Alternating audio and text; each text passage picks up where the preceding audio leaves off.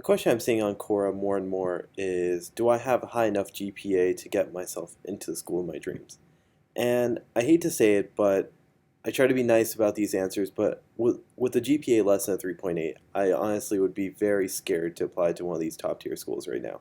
The admissions numbers are going down, schools are getting record number of applications, and the number of acceptances just can't go up. Schools have capacity issues where they can't go beyond a certain point.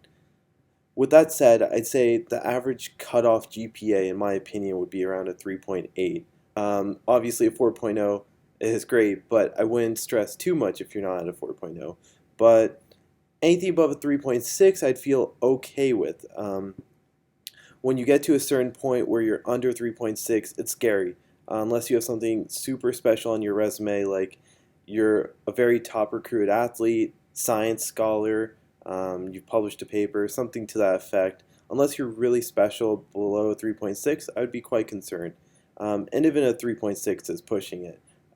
This year I saw that the average SAT, or sorry, the GPA for students on average was around a 3.9 to 4.0 at schools like Yale and Harvard of the students admitted so far. So that number could come down, but it's unlikely to, given that in the regular cycle you're going to get more applicants and it's hard to distinguish those applicants. So they will be looking at factors like GPA.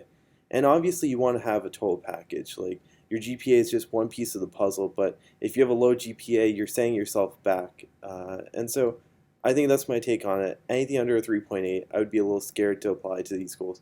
3.6 is probably the bottom threshold at which I'd say I'm okay with it, but realistically, 3.8 upwards is where you need to be.